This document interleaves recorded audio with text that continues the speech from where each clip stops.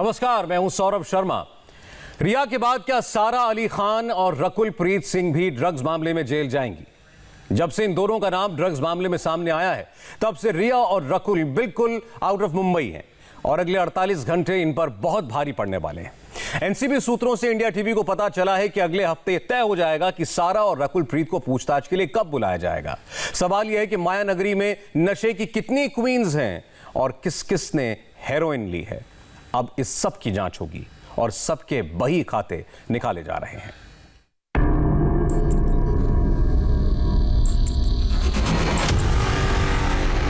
ये हेडलाइन सारा अली खान और रकुल प्रीत सिंह के लिए बैड न्यूज है। रिया ने एनसीबी के सामने सारा और रकुल की ड्रग वाली कुंडली का पहला पन्ना खोल दिया है। इस पन्ने में कई सारे ऐसे राज हैं जो आने वाले दिनों में बॉलीवुड की रंगीन दुनिया के ड्रग्स वाले काले राज पर से पर्दा हटा सकते हैं। नारकोटिक्स कंट्रोल ब्यूरो के गिरफ्त में आए ड्रग पेडलर्स भी ड्रग्स वाली लिस्ट की पूरी डिटेल दे रहे हैं, वो भी बही खाते के साथ। पता लग गया है यहाँ पर is going inside. ड्रग्स वाली मुसीबत ने रिया चक्रवर्ती को अपने शिकंजे में बुरी तरह फंसा लिया है। वो जेल में बंद हैं, इसलिए अब धीरे धीरे उनकी जबान से भी ढेर सारे नाम निकल रहे हैं। रिया ने एनसीबी को मुंबई फिल्म इंडस्ट्री के उन 25 नामों की लिस्ट दी है जो कहीं ना कहीं नशे के इस पाताल लोक में शामिल हैं। इस लिस्ट में से 5 नामों का पता चला है। रिपोर्टर्स के मुताबिक रिया चक्रवर्ती ने पूछताछ में जिन सेलिब्रिटीज का नाम लिया है, उनमें सबसे बड़ा चेहरा है सारा अली खान और रकुल प्रीत सिंह। सवाल यह है कि माया नगरी में नशे की कितनी क्वीन और कितनी हीरोइन एक्टिव हैं।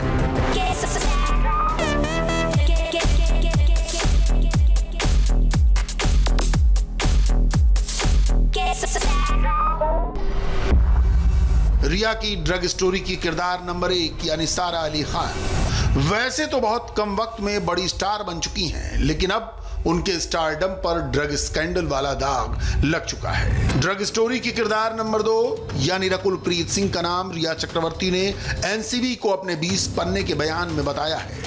इस लिस्ट में 3 किरदारों के नाम और सामने आ रहे हैं, जिनमें से एक हैं डिजाइनर सिमोन खंबाटा, सुशांत सिंह राजपूत की दोस्त और रेन ड्रॉप मीडिया की फाउंडर और डायरेक्टर रोहिणी अय्यर, जबकि रिया की ड्रग्स टीम का 5वां प्लेयर मुंबई फिल्म इंडस्ट्री का एक जाना माना नाम है और लोग उसे मुकेश छाबड़ा कहते हैं। ड्रग्स और सारा का कनेक्शन जुड़ने के बाद करीना कपूर खान के इस इंस्टाग्राम पोस्ट के कई मायने निकाले जा रहे हैं कि कभी कभी आपको सिर्फ एक उम्मीद की किरण की जरूरत होती है। ये 5 नाम अब एनसीबी के रेडार पर हैं। रिया की ड्रग्स टीम के इन 5 प्लेयर्स पर एनसीबी जल्द ही कार्रवाई करने के मूड में है। वैसे रिया चक्रवर्ती की दी गई लिस्ट में अभी 20 नाम बाकी हैं, लेकिन इन सबको जांच में शामिल होने के लिए कब बुलावा भेजा जाएगा, इस पर अब तक सस्पेंस बना हुआ है। सम्मन कब तक जारी होगा सकता है? अभी 2 दिन 4 दिन या किस चीज किसके लिए? जिन लोगों के नाम आए हैं सेलिब्रिटीज के, उन लोगों को सम्मन नेक्स्ट वीक में कब तक जारी किया जा सकता है? अभी I can not comment on anything like that. Rhea Chakraborty ने एनसीबी के सामने जो इनसाइड इंफॉर्मेशन दी है, उसने माया नगरी की जड़ें हिला दी हैं। रिया चक्रवर्ती ने जिन 25 लोगों के नाम का जिक्र किया है, उनमें सबसे बड़ा नाम सारा अली खान और रकुल प्रीत सिंह है। इन दोनों के नाम सामने आने से फिल्म इंडस्ट्री में हड़कंप मच गया है। सूत्रों का कहना है कि बाकी नाम जो हैं, उनका खुलासा अभी नहीं किया जा सकता, लेकिन रकुल प्रीत सिंह और सारा अली खान की तरह बाकी नामों में भी कुछ बड़े चेहरे शुमार हो सकते हैं।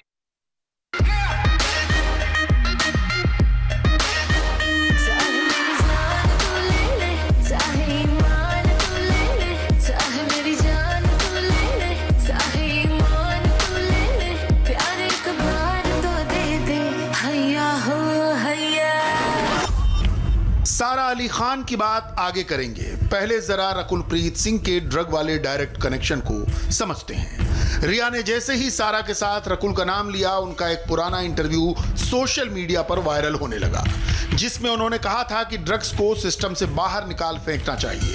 सोशल मीडिया पर वायरल हो चुका रकुल का यह वायरल वीडियो अगस्त 2017 का है, जब उन्होंने एक इंटरव्यू में ड्रग्स लेने का विरोध किया था। उस इंटरव्यू के दौरान टॉलीवुड में ड्रग्स को लेकर चल रही जांच के मुद्दे पर पूछे गए सवाल पर रकुल ने कहा था कि ये एक साधारण जांच है जिसमें कॉलेज और स्कूल जाने वालों के अलावा कुछ फिल्म सेलेब्स की जांच हो रही है। उन्होंने ये भी कहा था कि कोई भी शख्स ड्रग्स का समर्थन नहीं करेगा और ड्रग्स को लेकर जांच नियमित तौर पर होनी चाहिए। वीडियो में आगे रकुल ने कहा था कि ड्रग्स को सिस्टम से पूरी तरह बाहर निकाल देना चाहिए।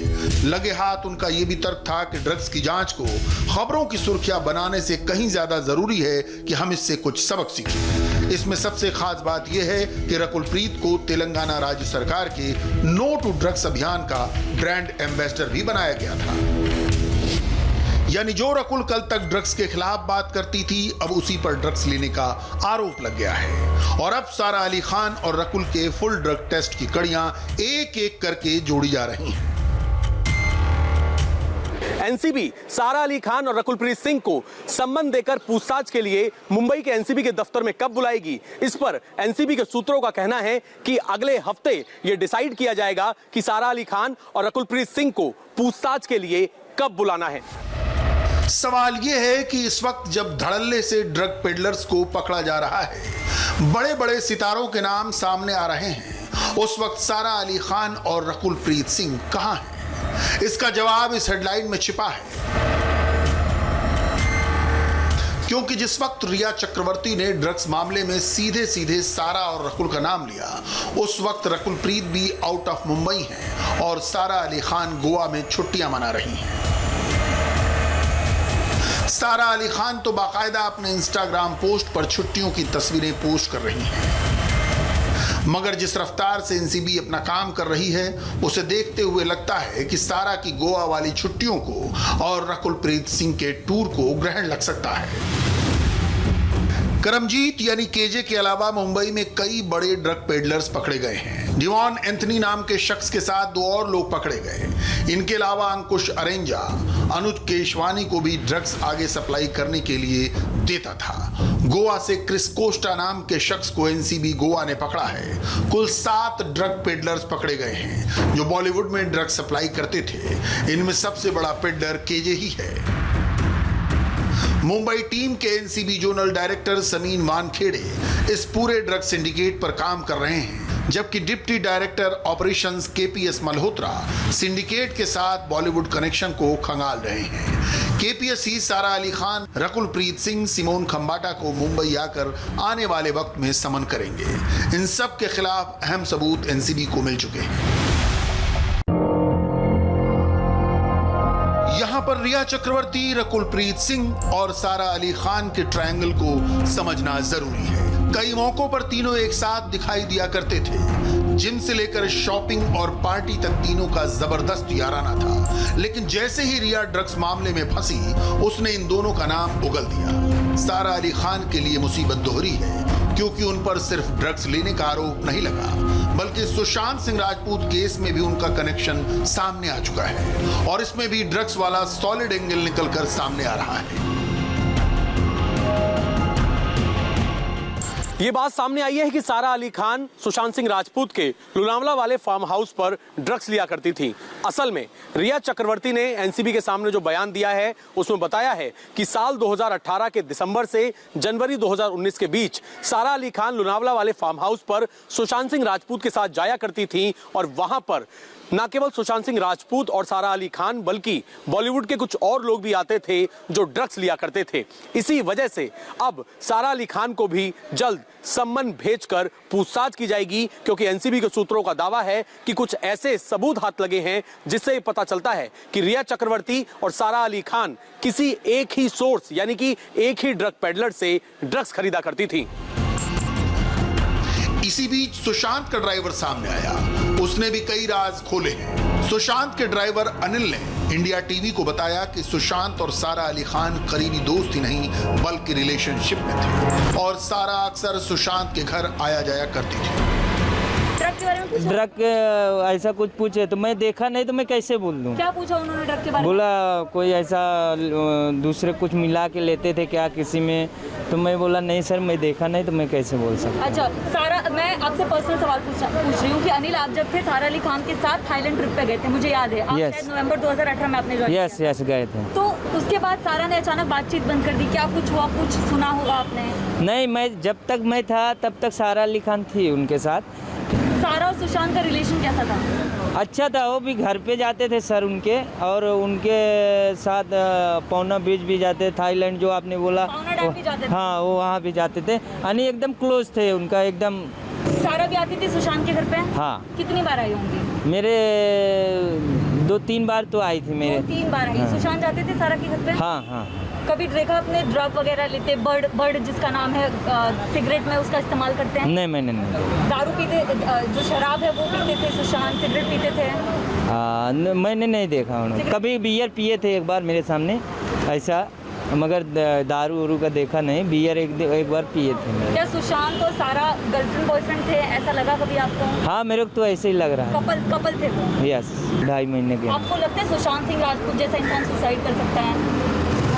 नहीं, अभी जो दूसरे को देखो प्रेरित करता है एक सुसाइड मत करो, तो मेरे को तो मुश्किल लगता है। तब तक रिया आई थी सुशांत के? नहीं बिल्कुल भी नहीं? बिल्कुल नहीं। सारा के अलावा कोई और लड़की किसी और से बात करते हो, सुशांत मिलते हो? अभी करते हो मिलते हो तो नहीं, मेरे सामने तो नहीं मिले कभी भी। जी। सुशांत के एक और ड्राइवर धीरेन्द्र ने भी खुलासा किया है कि थाईलैंड ट्रिप के बाद दोनों के बीच कुछ न कुछ अचानक ऐसा हुआ कि दोनों एक दूसरे से अलग हो गए। सारा अली खान ड्रग लेती हैं, इस तरह के एलिगेशन सामने आ रहे हैं। सुशांत भी ड्रग लेते हैं, ऐसा रिया चक्रवर्ती ने कहा है। कभी आपको लगा सुशांत ड्रग लेते हैं, या फिर उनकी कोई दोस्त ऐसी कोई चीज़ें घर पे होती हैं? मेरे टाइम पे कोई ड्रग नहीं लेता था, कुछ भी नहीं था मेरे टाइम पे। कभी हम लोग देखा ही नहीं किसी को ड्रग लेते या कुछ भी नहीं। हमारे टाइम पे एकदम फर्स्ट क्लास था, रूटीन अच्छा था, अच्छे शूटिंग में जाते थे, टाइम पे आते थे, टाइम पे जाते थे, बैडमिंटन खेलते थे, टेनिस खेलते थे, क्रिकेट भी खेलते थे, एकदम फिट रहते थे, बिजी रखते थे। कुछ ऐसा नहीं था हमारे टाइम पे।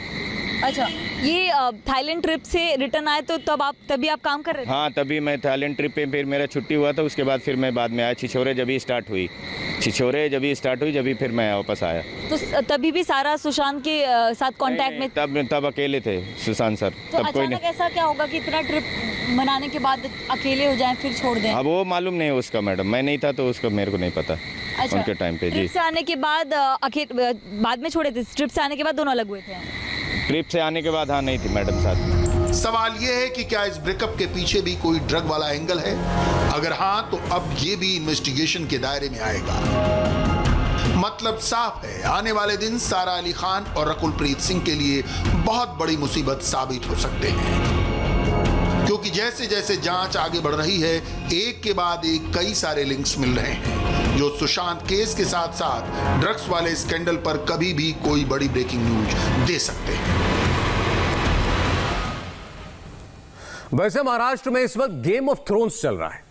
बंगले पर बुलडोजर चलने के बाद कंगना रनौत ने उद्धव ठाकरे की कंप्लेंट लेकर राज्यपाल भगत सिंह कोश्यारी से मुलाकात की। गवर्नर हाउस में इस वक्त एक रिपोर्ट तैयार की जा रही है, हमें पता चला है, जिसे केंद्र सरकार को भेजा जाएगा। कंगना के साथ कलह कर चुके उद्धव ठाकरे महाराष्ट्र की सियासत में भी अब अकेले पड़ते जा रहे हैं। शिवसेना के साथ सरकार चला रही दोनों सहयोगी पार्टियों ने कंगना के मुद्दे पर उद्धव ठाकरे से किनारा कर लिया है। कंगना फ्रंट फुट पर आई, उद्धव ठाकरे बैक फुट पर गए।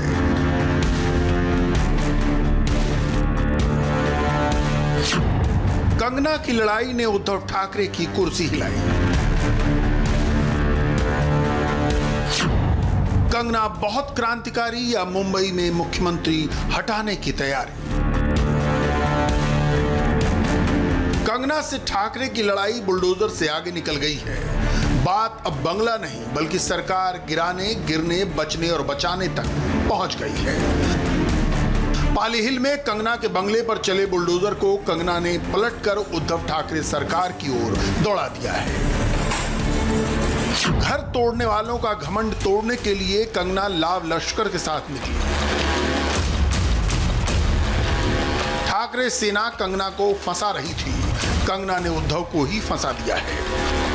मेरे साथ अन्याय हुआ है उसके बारे में बात की। वो हमारे सबके गार्डियन हैं यहाँ पे, एंड जिस तरह से मेरे साथ सुलूक हुआ है उस बारे में मैंने वही बात की, वही हमारी आज ब्रीफ जो भी मीटिंग हुई उसके बारे में मैंने उन्हें बताया। एंड आई होप कि justice be given to me, ताकि जो हमारे देश के जो लोग हैं और जो बच्चियां हैं खासकर उनका जो फेथ है वो सिस्टम में रिस्टोर हो।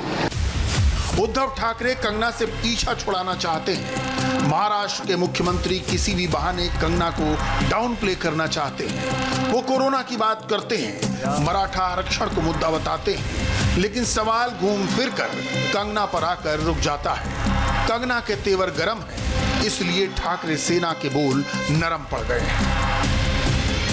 आज अचानक से जब मेरे साथ ऐसा अभद्र व्यवहार हुआ है तो I am very much privileged, और ये मेरे भाग्य हैं कि गवर्नर सर ने मुझे एक बेटी की तरह सुना और मेरी जो भी है मुझे सहानुभूति दी, और मैं ये उम्मीद करती हूँ कि मुझे न्याय मिलेगा।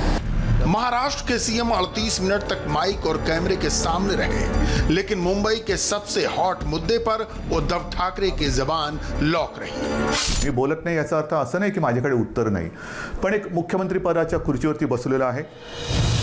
उद्धव कंगना का नाम नहीं लेते, मगर इतना जरूर कहते हैं कि चुप्पी का मतलब ये नहीं कि उनके पास जवाब नहीं।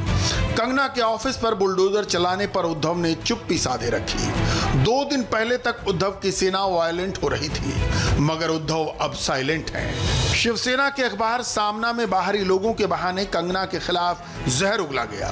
संजय राउत ने अपना बयान बदलकर कंगना को नॉटी बताया था। सामना में कंगना को नॉटी कहा गया, लेकिन उद्धव कंगना पर कमेंट नहीं करते। वो इस पॉलिटिकल गेम के कैरेक्टर को बदलकर कंगना को आउट करना चाहते हैं, क्योंकि कंगना के साथ पंगे में उद्धव के हाथ जल रहे हैं।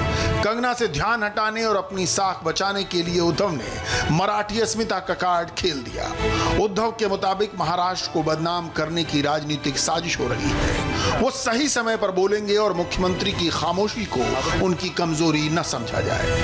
पण राजकारणाबद्दल आणि एकूणच महाराष्ट्राच्या बदनामीचा जो काही डाव आखला जातोय त्याच्याबद्दल एकदा मात्र मी जरूर मुख्यमंत्री पदाचा मास्क हा थोडा वेळ बाजूला ठेवून आपल्याशी बोलणार आहे।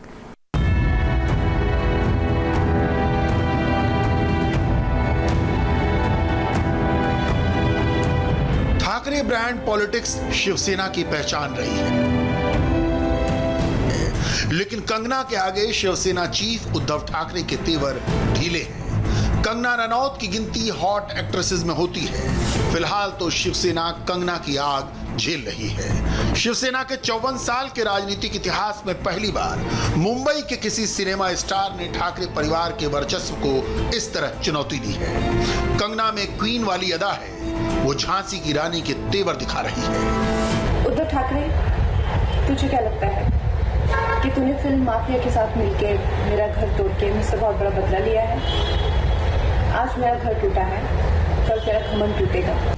कंगना के मेथड्स, कंगना के तरीके, कंगना के पैंतरे को संभालना शिवसेना के लिए आसान नहीं है। कंगना के पास स्टार पावर है, लाखों करोड़ों की फैन फॉलोइंग है। कंगना सोशल मीडिया की ट्रेंड मास्टर बन चुकी है। किसी इश्यू को, किसी हैशटैग को कैसे ट्रेंड कराना है कंगना को अच्छी तरह मालूम है। कंगना के एक एक ट्वीट्स को लाखों रिट्वीट्स और लाइक्स मिल रहे हैं। कंगना जिस तरह के हैशटैग को प्रमोट कर रही है, उसे एक नजर देखने भर से कंगना के इरादों का पता चल जाता है। कंगना डायरेक्ट मैसेज देती है, कंगना डायरेक्ट अटैक करती है। कंगना शिवसेना के किसी और नेता के मुंह नहीं लगती। कंगना उद्धव ठाकरे से डायरेक्ट फाइट करती है। उद्धव ठाकरे, ये जो क्रूरता और ये जो आतंक है, अच्छा हुआ ये मेरे साथ हुआ, क्योंकि इसके कुछ मायने हैं। जय हिंद, जय महाराष्ट्र। हाथ में कमल के फूल लेकर राजभवन से निकली कंगना का कहना है कि वो राजनीति नहीं करती, लेकिन कंगना को राजनीति के सारे प्रतीक मालूम है। पिछले 100 घंटे के अंदर उनके शब्दों पर गौर करें। बाबर की सेना मेरा राम मंदिर तोड़ दिया, अयोध्या, सोमनाथ, कश्मीर, कश्मीरी पंडित, पीओके, पाकिस्तान, जौहर, औकात, तेरा घमंड टूटेगा, राष्ट्रवाद, Uddhav Thackeray gang, Karan Johar gang, Bollywood mafia. Kangana की वोकेबुलरी में वही शब्द हैं जिन पर शिवसेना की राजनीति टिकी है, इसलिए ठाकरे सेना को मिर्ची ज्यादा लग रही है। कंगना रनौत जिस वक्त महाराष्ट्र के राजभवन में राज्यपाल भगत सिंह कोश्यारी से मुलाकात कर रही थी, जिस वक्त कंगना राज्यपाल से उद्धव ठाकरे की शिकायत कर रही थी, ठीक उसी वक्त शिवसेना के सांसद और मुख्य प्रवक्ता संजय राउत कैमरे पर आए। मगर जैसे ही कंगना का सवाल आया, संजय राउत का मूड बदल गया। देखिए, आपके दिमाग से कंगना का वही निकाल दीजिए। महाराष्ट्र में 12 करोड़ लोग रहते हैं। अगर किसी को लगता है कि मुझे तमाशा ही करना है किसी व्यक्ति को महाराष्ट्र में, तो करते रहेंगे, उसके पीछे हम क्यों भागे। शिवसेना के अखबार सामना के संपादकीय में कंगना के लिए लिखा गया, मुंबई को पाकिस्तान कहना और अवैध निर्माण की सर्जिकल स्ट्राइक पर छाती पीटना, यह कैसा खेल है। एक नटी मुंबई में बैठकर महाराष्ट्र के मुख्यमंत्री के प्रति तू तड़ाक की भाषा बोलती है। मुंबई को पीओके कहने वाली अभिनेत्री के पीछे कौन है। बाहरी लोग मुंबई पर ग्रहण लगा रहे हैं, घर के भेदी उनको समर्थन दे रहे हैं। अक्षय कुमार और दूसरे बड़े कलाकारों को सामने आना चाहिए। दुनिया भर के रईसों के घर मुंबई में हैं, लेकिन जब मुंबई का अपमान होता है, ये गर्दन झुका कर बैठ जाते हैं। सबको ध्यान में रखना चाहिए कि महाराष्ट्र की कमान ठाकरे के हाथ में है। कंगना और उद्धव ठाकरे सरकार के बीच तकरार की शुरुआत सुशांत सिंह राजपूत केस से हुई। कंगना ने मुंबई पुलिस पर सवाल उठाए तो उनको बीएमसी का नोटिस मिल गया। संजय राउत ने कंगना पर अभद्र टिप्पणी की तो कंगना ने भी उसी भाषा में जवाब दिया। और संजय जी, मैं 9 सितंबर को आ रही हूँ। आपके लोग कह रहे हैं कि आप लोग मेरा जबड़ा तोड़ देंगे, आप लोग मुझे मार डालेंगे। आप लोग मुझे मारिए, क्यों? क्योंकि इस देश की जो मिट्टी है वो ऐसे ही खून से सींचकर इस देश की जो गरिमा है और अस्मिता के लिए न जाने कितने लोगों ने अपनी जान दी है, और हम भी देंगे संजय जी। हाईकोर्ट के ऑर्डर के बावजूद 24 घंटे के नोटिस पर कंगना के बंगले में बनाया गया उनका ऑफिस तोड़ दिया गया। शिवसेना वाली बीएमसी ने कंगना के ऑफिस पर बुलडोजर चलाया। उस वक्त कंगना हिमाचल प्रदेश से मुंबई के रास्ते में थी। कंगना आज उसी मामले में इंसाफ मांगने राज्यपाल भगत सिंह कोश्यारी के पास पहुंची। राज्यपाल इस मामले में मुख्यमंत्री के चीफ एडवाइजर को पहले ही तलब कर चुके हैं। कंगना से मीटिंग के बाद राज्यपाल सेंटर को अपनी रिपोर्ट भेजेंगे। इस बीच बीएमसी ने कंगना को दूसरा नोटिस थमा दिया है। नोटिस के मुताबिक कंगना के 3 फ्लैट में अवैध कंस्ट्रक्शन है। बीएमसी ने कुल 8 अवैध कंस्ट्रक्शन की लिस्ट बनाई है और कंगना से जवाब मांगा है। उद्धव ठाकरे सरकार ने कंगना के खिलाफ 4 साल पुराने एक ड्रग्स केस को खोलने का भी ऐलान किया है। फिर भी कंगना अड़ी हुई है। उद्धव ठाकरे से लड़ाई में कंगना के पास खोने के लिए कुछ भी नहीं है। कंगना एक झटके में नेता बन गई है। महाराष्ट्र की सियासत में जो काम विपक्ष के बड़े बड़े नेता नहीं कर पाए, उसे कंगना ने अकेले कर दिया है। कंगना रनौत ने जिस तरह की भाषा में जवाबी हमले किए हैं, वैसा पहले कभी नहीं हुआ। शिवसेना बैकफुट पर है, क्योंकि एक मास सपोर्ट वाली एक्ट्रेस उसके खिलाफ मैदान में है और सरकार के सहयोगी भी खुलकर शिवसेना का साथ नहीं दे रहे। तो हम इसमें इंटरेस्ट ही देते नहीं। मेरी पार्टी जहाँ तक है एनसीपी, ये जो कोई कंगना या कुछ जो जगह है, इसमें हम लोग कोई आश्वासन नहीं, ना हमने कहा इस बारे में रिएक्शन दीजिए। कंगना ने उद्धव सरकार से रार ठानी तो अपनी हद तय नहीं की। झांसी की रानी बनकर वो जंग के मैदान में कूद गई। कंगना ने हर उस मोर्चे पर तलवार तान दी जहां उद्धव ठाकरे कमजोर पड़ रहे थे। शिवसैनिकों ने नेवी के एक रिटायर ऑफिसर को पीटा तो कंगना ने उसे भी मुद्दा बना लिया। महाराष्ट्र की विपक्षी पार्टियों से पहले कंगना ने इस पर सेना अटैक्स वेटरन हैशटैग चला दिया। महाराष्ट्र में सरकार का आतंक और अत्याचार दिन ब दिन बढ़ते ही जा रहे हैं।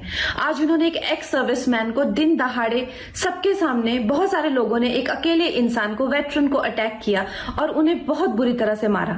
उनकी गलती यही थी कि उन्होंने सरकार की निंदा की। कंगना से ही विपक्ष को पता चला कि नेवी ऑफिसर भी पिटाई का बड़ा मुद्दा है। इसी के बाद केंद्रीय मंत्री रामदास अठावले ने नेवी वेटरन से मुलाकात की। मुझे लगता है कि मुंबई में रहने वाले सभी लोग मुंबईकर हैं और कंगना रावत भी बोलती है कि मैं मुंबईकर हूँ और हमारे मदन शर्मा जी बोलते हैं मैं मुंबईकर हूँ। ये तो ओरिजिनली मध्य प्रदेश से है, अभी वो गोरखपुर में इनकी फैमिली है, अभी दिल्ली में रहते हैं। तो मुझे लगता है कि मुंबई सबकी है, जैसे संजय राउत की है तो मेरी भी मुंबई है और मैं इनको सपोर्ट कर रहा हूँ। इसका मतलब मुंबई में रहने वाले सभी लोग मराठी अच्छी बोलते हैं बहुत सारे लोग, और कंगना ने भी मुझे बोला कि मैं मराठी सीखने वाली हूँ और मैं संजय राउत को मराठी बोलकर दिखाऊंगी। उद्धव ठाकरे कंगना पर बात नहीं करना चाहते। कंगना का नाम लेने से उद्धव बचने की कोशिश कर रहे हैं। कंगना पर काउंटर अटैक के लिए शिवसेना ने सामना और दूसरे दर्जे के नेताओं को आगे किया है, मगर कंगना ने अपना टारगेट सिर्फ और सिर्फ उद्धव ठाकरे पर सेट कर रखा है। थोड़ी देर पहले चीन ने 1962 की जंग का जिक्र करते हुए फिर से युद्ध की धमकी दी। साल 1962 में चीन ने चुपके से रात के अंधेरे में हमला किया था। इस बार भी चीन ऐसा ही करना चाहता है। ब्लैक टॉप पर भी चाइनीज सैनिकों ने आधी रात में कब्जा करने की कोशिश की, लेकिन चीन ये भूल गया कि ये 2020 का भारत है। आज चीन को समझने की जरूरत है, अगर उसने रात में जंग शुरू की तो सुबह जीत हिंदुस्तान की ही होगी।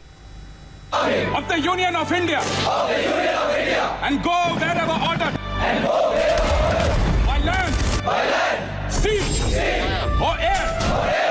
जब एक सैनिक देश की रक्षा की शपथ लेता है तो उस पल से ही वो अपने आप को देश के लिए न्योछावर करने को तैयार हो जाता है। एलएसी में जैसे हालात बन रहे हैं, उसका नतीजा युद्ध हो सकता है।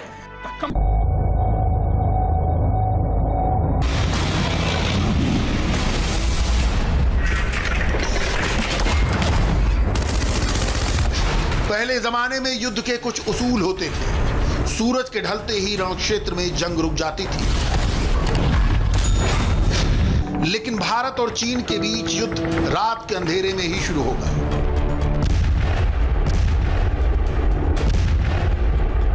ब्लैक टॉप, हेलमेट टॉप में जो कुछ हुआ वो आधी रात को हुआ। एलएसी में जीत उसी की होगी जो रात के अंधेरे में भी चिड़िया की आंख पर निशाना लगा सकेगा।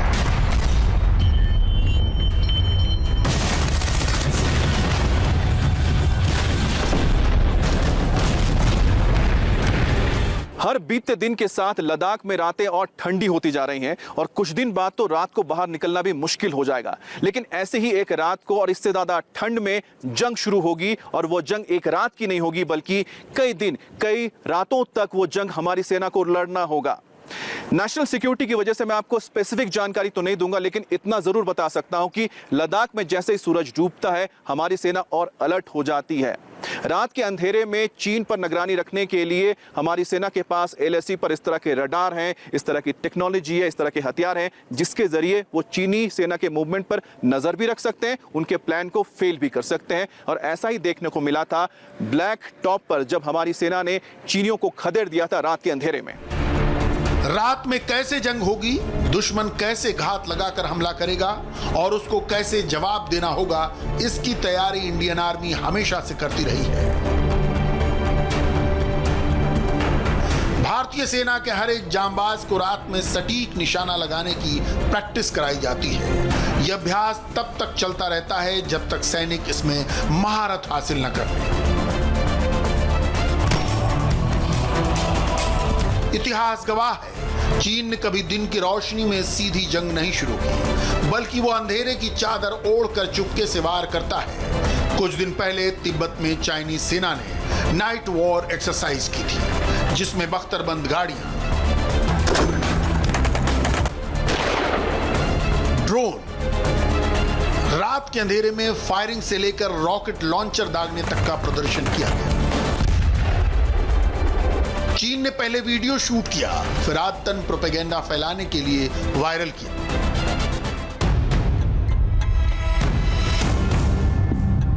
चीन की इस गुस्ताखी का भारतीय सेना कैसे जवाब देगी, वो देखिए। चीन रात में एकदम से बड़ी संख्या में घुसपैठ की कोशिश करेगा, बाकायदा फायरिंग के साथ। ऐसे में इंडियन आर्मी का पहला काम होगा उनके मूवमेंट को रोकना और चाइनीज सैनिकों को तितर बितर करना। और यह काम करेगा हिंदुस्तान का T-90 भीष्म टैंक, जिसको रात में ऐसे ऑपरेशन करने के लिए खास तौर पर अपग्रेड किया गया है। Lock, load, fire. Bhishma tank LAC में हजारों फीट की ऊंचाई पर तैनात है। इस टैंक को 3 सैनिकों की यूनिट ऑपरेट करती है। T-90 में ऐसा थर्मल स्कैनिंग सिस्टम है जो गुप्त अंधेरे में भी 6 किलोमीटर साफ साफ देख सकता है, टारगेट को लॉक कर सकता है और दुश्मन का खात्मा। भीष्म टैंक 1 मिनट में 7 गोले अलग अलग दिशाओं में दाग सकता है।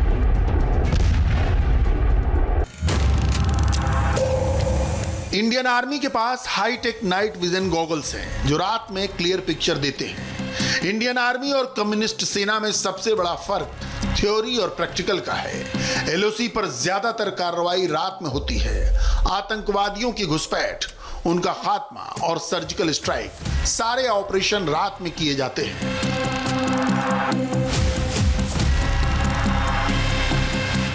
दूसरी तरफ चाइनीज फौज को रात में ऑपरेशन का कोई अनुभव नहीं है। किसी भी जंग को जीतने के लिए आधुनिक हथियार और दुश्मन के बारे में सटीक इंफॉर्मेशन की जरूरत होती है। इस वक्त मैं लेह में हूं, अंधेरा हो चुका है, लोग अपने घरों में जा चुके हैं और अगर आपको लगता है कि घरों में जा चुके हैं इसलिए उन पर किसी की नजर नहीं है तो आप गलत हैं, क्योंकि एलएसी पर डिफेंस सैटेलाइट 24 घंटे निगरानी कर रहा है और चीन के हर एक मूवमेंट पर उनकी नजर है। और इसमें लगे यानी सैटेलाइट में लगे कैमरा इतने पावरफुल हैं कि वो मेरे इस कोट के बटन के डिजाइन को भी देख सकते हैं। एलएसी पर इंडियन आर्मी ने खास तौर पर बैटलफील्ड सर्विलांस रेडार लगा दिए हैं जो दिन हो या रात, बरसात हो या फिर बर्फबारी, किसी भी मौसम में किसी तरह की मूवमेंट को कैप्चर कर लेते हैं। मूवमेंट का मतलब सिर्फ प्लेन या गाड़ियों से नहीं है, बल्कि अगर एक अकेला आदमी छिप छिपा कर आ रहा हो तो भी वो पकड़ में आ जाएगा। इसके अलावा एलएसी पर भारतीय सेना के ड्रोन भी सर्विलांस में जुटे हैं जो हजारों फीट की ऊंचाई से चाइनीज सेना पर नजर बनाए हुए हैं। ये ड्रोन 10 से लेकर 30 घंटे लगातार बिना रुके आसमान पर उड़ सकते हैं। इनको खास तौर पर निगरानी के लिए तैयार किया गया है। कैमरे इतने पावरफुल होते हैं कि कई किलोमीटर दूर से दुश्मन की रणनीति का पता लगाया जा सकेगा। सबसे खास बात यह है कि कहीं से भी बैठकर इनको ऑपरेट किया जाता है।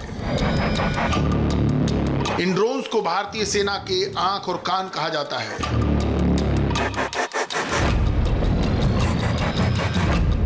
करीब 40 साल के बाद एलएसी में गोली चली है।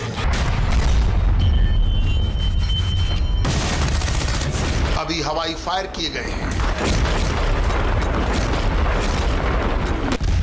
लेकिन अगर एक भी गोली किसी को टारगेट करके चलाई गई तो गोलाबारी शुरू हो जाएगी। चीन अगर रात में एलएसी पार करने की कोशिश करेगा या हमारी चोटियों पर कब्जा करने के लिए कोई ऑपरेशन करता है तो ऐसे में सबसे ज्यादा काम आएगी आर्टिलरी।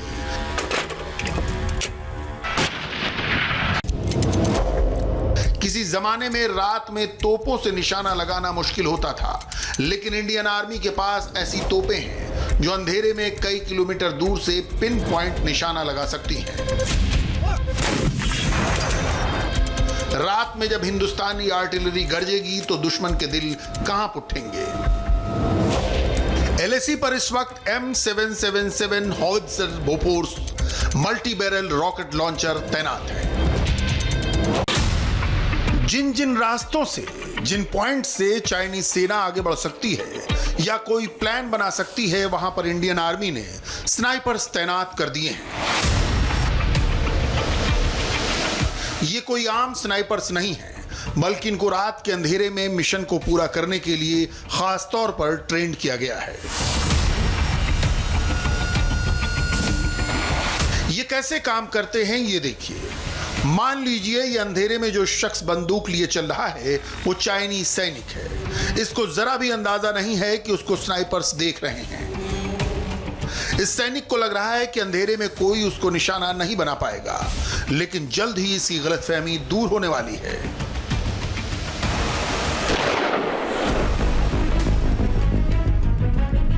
किसी भी पोस्ट पर जमे रहने के लिए या दुश्मन को आगे बढ़ने से रोकने के लिए स्पेशल ट्रेनिंग और खास वेपन की जरूरत होती है। ये MMG यानी मीडियम मशीन गन है और ये AGL यानी ऑटोमेटिक ग्रेनेड लॉन्चर है। MMG 1 मिनट में 600 से 1000 राउंड तक फायर करती है।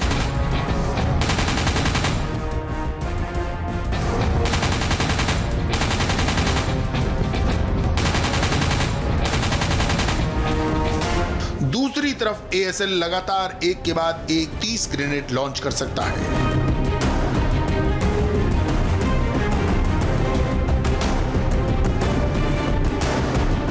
जब एक जगह से 1000 गोली और 30 गोले दागे जाएंगे तो उनके सामने आने की हिम्मत भला कौन करेगा। सबसे खास बात यह कि इन दोनों मशीनों को कहीं से भी बड़े आराम से ले जाया जा सकता है। इस बात को ऐसे समझिए, अगर किसी पोस्ट पर दुश्मन भारी पड़ रहा है तो तुरंत उस जगह के पास हेलीकॉप्टर से गन के साथ सैनिकों को ड्रॉप किया जा सकता है, जहां से पैदल आकर जांबाज उस जगह पर पहुंच सकते हैं और मिनटों में गन को असेंबल करके दुश्मन का काम तमाम कर सकते हैं। लेकिन जंग जीतने के लिए आर्मी के साथ साथ एयरफोर्स का अहम योगदान होगा।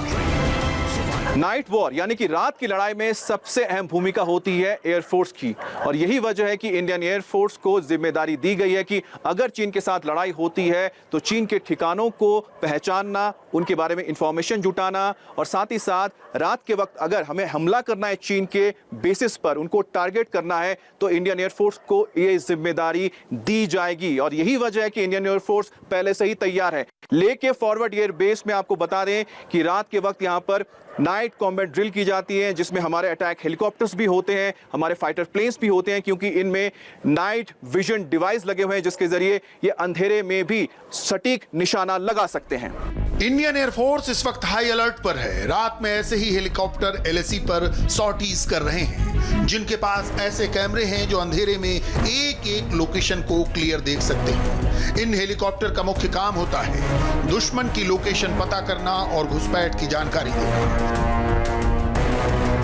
जैसे ही एयरफोर्स स्टेशन में चीन के नापाक प्लान की जानकारी मिलेगी, इंडियन फाइटर जेट्स एक के बाद एक टेक ऑफ करना शुरू कर देंगे। इस वक्त फॉरवर्ड एयरबेस में भारत ने सुखोई, MiG-29, अपग्रेड, मिराज, तेजस, अपाचे, चिनूक तैनात कर रखे हैं। ये सारे लड़ाकू विमान रात में किसी भी मौसम में, किसी भी कंडीशन में अटैक कर सकते हैं। लेह में हर 20 से 25 मिनट पर ऐसे ही फाइटर प्लेन टेक ऑफ कर रहे हैं, जो फिलहाल जंग की एयर रिहर्सल कर रहे हैं और चीन को सबक सिखाने के लिए बेकरार हैं। और ड्रग्स केस में NCB ऑफिस से एक बड़ी खबर आ रही है। ब्रेक के बाद डिटेल में देखिए मेरी सहयोगी सुरभि शर्मा के साथ।